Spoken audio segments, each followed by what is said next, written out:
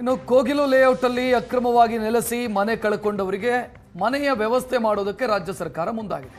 ಬಹಳ ವೇಗವಾಗಿ ಪ್ರೊಸೀಜರ್ ನಡೀತಾ ಇದೆ. ಈ ಮಧ್ಯೆ ರಾಜ್ಯದ ಬೇರೆ ಬೇರೆ ಜಿಲ್ಲೆಗಳಲ್ಲೂ ಕೂಡ ಮನೆ ಕಳ್ಕೊಂಡು ಪ್ರಕೃತಿ ವಿಕೋಪದಿಂದ ಮನೆ ಕಳ್ಕೊಂಡು ಪರಿಹಾರದ ನಿರೀಕ್ಷೆಯಲ್ಲಿದ್ದರು. 7-8 ವರ್ಷ ಆದರೂ ಕೂಡ ಅವರಿಗೆ ಸಿಕ್ಕಿಲ್ಲ. ಅವರಿಗೆ ಆಕ್ರೋಶ ವ್ಯಕ್ತಪಡಿಸ್ತಾ ಇದ್ದಾರೆ.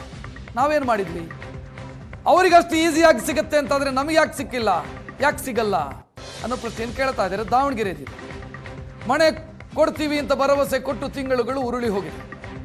ರವೀಂದ್ರನಾಥ ಬಡಾವಣೆಯಲ್ಲಿ 36 ಮನೆಗಳನ್ನು ತೆರವು ಮಾಡಲಾಗಿತ್ತು. 3 ತಿಂಗಳಾಯಿತು, ತೆರವಾದಂಥ ಮನೆಗೆ ಪರಿಹಾರ ಸಿಕ್ಕಿಲ್ಲ. ಪರ್ಯಾಯ ವ್ಯವಸ್ಥೆ ಕಲ್ಪಿಸಿದ್ದಾರಾ ಅಂತ ಕೇಳಿದ್ರಿಲ್ಲ. ಆಯುಕ್ತರ ಬಳಿ ನ್ಯಾಯ ಕೇಳಿದರೆ ಜೈಲಿಗೆ ಹಾಕ್ತೀವಿ ಅಂತ ಬೆದರಿಸ್ತಾರಂತೆ ಸಂತ್ರಸ್ತರನ್ನ. ಇಲ್ಲಿ ಈಸಿಯಾಗಿ ಸಿಗುತ್ತೆ.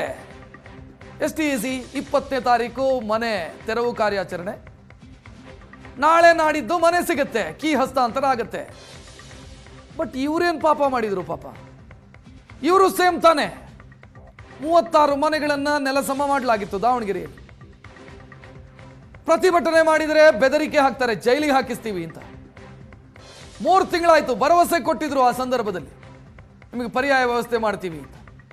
ಪರ್ಯಾಯ ವ್ಯವಸ್ಥೆನೂ ಇಲ್ಲ, ಪರಿಹಾರನೂ ಇಲ್ಲ. ಬೀದಿಯಲ್ಲಿ ನಿಂತು ನ್ಯಾಯಕ್ಕಾಗಿ ಅವರು ಬೇಡಿಕೆಯನ್ನು ಇಡ್ತಾ ಇದ್ದಾರೆ, ನ್ಯಾಯ ಕೊಡಿ ಅಂತ ಕೇಳ್ತಾ ಇದ್ದಾರೆ. ದಾವಣಗೆರೆ ನಗರದ ಹೊರವಲಯದಲ್ಲಿರುವಂತಹ ಲೋಕಿಕೆರೆ ರಸ್ತೆಯ ಬಳಿಯ ರವೀಂದ್ರನಾಥ್ ಬಡಾವಣೆಯ ಪಾರ್ಕ್ ಜಾಗದಲ್ಲಿ ಅಕ್ರಮವಾಗಿ ಮನೆಗಳನ್ನು ನಿರ್ಮಿಸಲಾಗಿದೆ ಅಂತ ಆರೋಪಿಸಿ ಕಳೆದ 2.5 ತಿಂಗಳ ಹಿಂದೆ 36 ಮನೆಗಳನ್ನು ತೆರವುಗೊಳಿಸಲಾಗಿತ್ತು. ಈ ವೇಳೆ ಅವರಿಗೆ ಸೂಕ್ತ ಪರಿಹಾರದ ಭರವಸೆಯನ್ನು ಸಹ ನೀಡಲಾಗಿತ್ತು. ಅವರನ್ನು ಏನು ಇಲ್ಲಿ ತುರ್ಚಘಟ್ಟ ದಾವಣಗೆರೆ ತಾಲೂಕಿನ ತುರ್ಚಘಟ್ಟ ರಸ್ತೆಯ ನಿರಾಶ್ರಿತ ಕೇಂದ್ರದಲ್ಲಿ ಇರಿಸಲಾಗಿತ್ತು. 36 ಕುಟುಂಬಗಳನ್ನು ಸಹ ಈ ನಿರಾಶ್ರಿತ ಕೇಂದ್ರದಲ್ಲಿ ಇರಿಸಲಾಗಿತ್ತು. ಆದರೆ ಈವರೆಗೂ ಸಹ ಅವರಿಗೆ ಯಾವುದೇ ಸೂರನ್ನು ಕಲ್ಪಿಸಿಲ್ಲ. ಅಷ್ಟೇ ಅಲ್ಲದೆ ಈ ನಿರಾಶ್ರಿತ ಕೇಂದ್ರದಲ್ಲೂ ಸಹ ಅವರನ್ನು ಸರಿಯಾಗಿ ನೋಡ್ಕೊತಾ ಇಲ್ಲ ಮತ್ತು ಊಟವನ್ನು ಸಹ ನೀಡ್ತಾ ಇಲ್ಲ. ಈಗ ಸದ್ಯ ನಮ್ಮನ್ನ ಹೊರಗೆ ಹಾಕಿದ್ದಾರೆ ಅಂತ ಈ ಸಂತ್ರಸ್ತರು ಆರೋಪಿಸ್ತಾ ಇದ್ದಾರೆ. ನೀವು ನೋಡ್ಬೋದು, ಗೇಟ್ಗೆ ಬೀಗ ಹಾಕಿರುವಂಥದ್ದು. ಅಷ್ಟೇ ಅಲ್ಲದೆ ಈ ಮಹಿಳೆಯರು ಏನಿದ್ದಾರೆ, 36 ಕುಟುಂಬಗಳ ಮಹಿಳೆಯರೆಲ್ಲರೂ ಸಹ ಈ ನಿರಾಶ್ರಿತ ಕೇಂದ್ರದ ಹೊರಗಡೆ ಕುಳಿತಿರುವಂಥದ್ದು. ತಮಗೆ ನ್ಯಾಯ ಒದಗಿಸಿ ಕೊಡಬೇಕು ಅಂತ ಆಗ್ರಹಿಸ್ತಾ ಇರುವಂಥದ್ದು. ನಿರಾಶ್ರಿತರಿದ್ದಾರೆ, ಅವರನ್ನೇ ಕೇಳ್ತೀನಿ ಏನು ಸಮಸ್ಯೆ ಆಗ್ತದೆ ಅಂತ. ಅಮ್ಮ, ಏನು ಸಮಸ್ಯೆ ಆಗ್ತಿದೆ ಈಗ? ನಮಗೆ ಜಾಗ ಕೊಟ್ಟರೆ ನಾವು ಎಲ್ಲಾದರೂ ಹೋಗಿರ್ತೀವಿ. ಜಾಗ ಕೊಡ್ತೀವಿ ಅಂತ ಭರವಸೆ ಕೊಟ್ಟರು. ಇದೇ ಬೆಂಗಳೂರಿನಲ್ಲಿ ಎಲ್ಲ ಅಧಿಕಾರಿಗಳು ಬಂದು ಅವ್ರಿಗೆಲ್ಲರಿಗೂ ವ್ಯವಸ್ಥೆ ಮಾಡಿ ಅವ್ರಿಗೆ ಕೊಟ್ಟಿದ್ದಾರೆ ಅಂದಾಗ ಈ ನಮ್ಮ ದಾವಣಗೆರೆಯಲ್ಲಿ ಏನು ಕೊಟ್ಟಿದ್ದಾರೆ ನಮಗೆ? 3 ತಿಂಗಳಾಯ್ತು ನಾವು ಇಲ್ಲೇ ಸಾಯ್ತಾ ಬಿದ್ದಿದ್ದೀವಿ. ಮಲ್ಲಣ್ಣರು ಕೊಡ್ರಿ ಅಂತ ಹೇಳಿದ್ರು ಕಮಿಷನ್ ಮೇಡಮ್ ಅವರು ಅಲ್ಲಿ ರೂಮ್ ಒಳಗೆ ಹೋಗೋಕ್ಕೆ ಬಿಡಲ್ಲ, ಅವರು ನಗರಸಭೆಗೆ ಬಿಡಲ್ಲ. ಅಮ್ಮ, ನೀವೆಲ್ಲರೂ ಬಂದರೆ ನಾನು FRI ಹಾಕಿಸ್ತೀನಿ ನೋಡು ನಿಮಗೆ.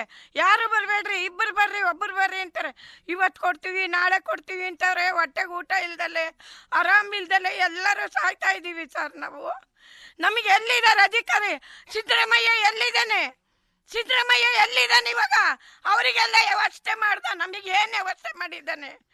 ನಮಗೆ ವ್ಯವಸ್ಥೆ ಮಾಡಿದ್ದೀವಿ, ಅವ್ರಿಗೆ ಕೊಡ್ತೀವಿ, ಇವ್ರಿಗೆ ಕೊಡ್ತೀವಿ, ಅಲ್ಲಿ ಮನೆ ಕೊಟ್ಟೋ, ಇಲ್ಲಿ ಮನೆ ಕೊಟ್ಟೋ, ಸೈಟ್ ಕೊಟ್ಟೋ ಅಂತ ಹೇಳ್ತಾರೆ. ನಮ್ಮ ದಾವಣಗೆರೆಗೆ ಏನು ಬಂದೈತೆ ರೋಗ? ನಮ್ಮ ದಾವಣಗೆರೆಯಲ್ಲಿರೋ ಅಧಿಕಾರಿಗೆ ಏನು ಹೇಳ್ರಿ? ಯಾರು ಏನು ಹತ್ರಕ್ಕೆ ಬಂದಿಲ್ಲ. ಮಲ್ಲಣ್ಣರಿದು ಸೇರಿ 3 ಸಾರಿ ಅವಳಿಗೆ ಕಮಿಷನರ್ಗೆ ಆರ್ಡ್ರ್ ಕೊಟ್ರು ಅವಳು ಕೊಡ್ತೀನಿ ಅಂತಾಳೆ, ಹೊರತು ಕೊಟ್ಟಿಲ್ಲ ಇನ್ನೂ. ಅಮ್ಮ, ಏನು ಹೇಳ್ತೀರಿ? ಈ ರೀತಿ ಸಣ್ಣ ಮಕ್ಕಳನ್ನ ಇಟ್ಕೊಂಡು ಹಿಂಗೆ ಚಳಿಯಾಗಿ ಹೆಂಗಿರ್ತೀರಿ? ಹ್ಞೂ ರೀ, ಇಲ್ಲಿಂದ ನಾವೀಗ 2 ತಿಂಗಳು ನಮ್ಮ ಆಂಟಿಯರ ಮನೆ ಬಿಟ್ಟಿದ್ವಿ. ಈಗ 1 ತಿಂಗಳಿಂದ ನಾವೇ ಕರ್ಕೊಂಡೋದು, ಅಡ್ಡಾಡೋದು, ಮನೆಗೆ ಕರ್ಕೊಂಡು ಹೋಗೋದು, ಬೇರೆಯವ್ರ ಮನೆಗೆ, ಸಂಬಂಧಿಕರ ಮನೆಗೆ ಕರ್ಕೊಂಡು ಹೋಗೋದು, ಕರ್ಕೊಂಬರೋದು, ಇಲ್ಲೇ ಇಟ್ಕೊಂಡು ಶೀತ ಆಗಿ ಎಲ್ಲ ಹಾಸ್ಪಿಟ್ಲಿಗೆಲ್ಲ ಅಡ್ಮಿಟ್ ಮಾಡ್ಕೊಂಬಂದಿವ್ರಿ ನಮ್ಮ ಮಕ್ಳು ನಾವು. ಇವ್ರು ಏನು ಬಗೆಹರಿಸ್ತಿಲ್ಲ. ಒಂದಿನ ಕರೀತಾರೆ, ನಾಳೆ ಬರ್ರಿ ಅಂತಾರೆ, ಇಲ್ಲ ನಾಳೆ 10 ಗಂಟೆಗೆ ಕರೆಕ್ಟಾಗಿ ಕೊಡ್ತೀವಿ ಅಂತಾರೆ, ಅದನ್ನೂ ಬಿಡ್ತಾರೆ. ಮತ್ತು ಇಲ್ಲಮ್ಮ ಸೋಮವಾರ ಬರ್ರಿ, ನಮಗೆ ಅವ್ರು ಸಿಗ್ತಿಲ್ಲ ಇವ್ರು ಸಿಗ್ತಿಲ್ಲ ಅಂತ. ಅಲ್ಲಿ ಮಲ್ಲಣ್ಣರು ಅದೇ ಗತ್ತಲ್ಲಿ ನಿಂತ್ಕೊಂಡಿದ್ದು ಫೋನ್ ಮಾಡಿ ಹೇಳಿದ್ರೆ, ಇಲ್ರಿ ನಾಳೆ ಮಾಡ್ಕೊಡ್ತೀವಿ ಅಂತ ಹೇಳ್ತಾರೆ ಮಲ್ಲಣ್ಣರಿದ್ರೆ. ಈಗ ನಮ್ಮಿದ್ರಿಗೆ ಏನು ಇದನ್ನೇ ರೆಸ್ಪಾನ್ಸೇ ಮಾಡಲ್ಲ ಇವರು. ಎಲ್ಲ ಮಾತ್ರೆ ನುಂಗರ್ ಅದಾರಿ, ಎಲ್ಲರೂ ಶುಗರು BP ಇರ್ರಿ. ಹಾಸ್ಪಿಟ್ಲಿಗೆ ತೋರಿಸಿ ನೋಡ್ರಿ ಎಷ್ಟು ಮಾತ್ರೆಗಳು ಅದಾವು ನೋಡ್ಕೊಳ್ರಿ ನೀವೇ. ನಮ್ಮ ಮಕ್ಳಿಗೆಲ್ಲ ತೋರಿಸಿ ಮೆಡಿಸನ್ ಎಲ್ಲ ತಗೊಂಬಂದ್ವಿ ನಾವೇ. ಅದೇ ಸರ್, ಅವರು ನಿನ್ನೆ ಹೇಳಿದ್ದು ನೋಡಿದ್ರೆ ನೀವು ಯಾರು ಬರಬೇಡ್ರಿ, ಇಲ್ಲಾಂದ್ರೆ ನಾಳೆ FIR ಮಾಡ್ತೇವೆ ಅಂದ್ರೆ ಸರ್. ಇವತ್ತು ನೋಡಿದ್ರೆ ಬೆಳಗ್ಗೆ ಎಲ್ಲ 10 ಗಂಟೆಗೆ ನಮಗೆ ಪೊಲೀಸರು ಸಿಗ್ತಾ ಇಲ್ಲ ಅಂತಾರ. ನಮ್ಮ ಮನೆಗಳು ಡಮನೇಷನ್ ಮಾಡ್ಬೇಕಾರೆ ಸಿಗ್ತಾರ. ಈಗ ಬೆಂಗಳೂರಾಗ ಆತಲ್ಲ, ಎಷ್ಟು ಜಲ್ದಿ ಅವ್ರಿಗೆ ಇದಾತು. ಯಾಕೆ ನಾವು ಇಲ್ಲಿ 3 ತಿಂಗಳು ಅದಾವಿ, ಅಷ್ಟು ನಾವು ಹಿಂಗೆ ಬಡವ್ರು ಅದಾವೆ ಅನ್ನೋದು ಯಾರಿಗೆ ಗೊತ್ತಾಗ್ತಾ ಇಲ್ವಾ?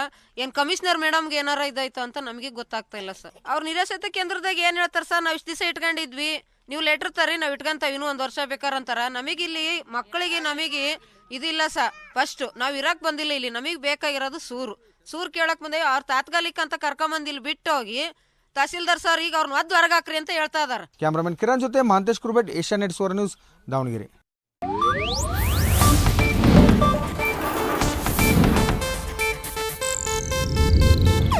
ಇದು ಏಷ್ಯಾನೆಟ್ ನ್ಯೂಸ್ ನೆಟ್ವರ್ಕ್ ಪ್ರಸ್ತುತಿ.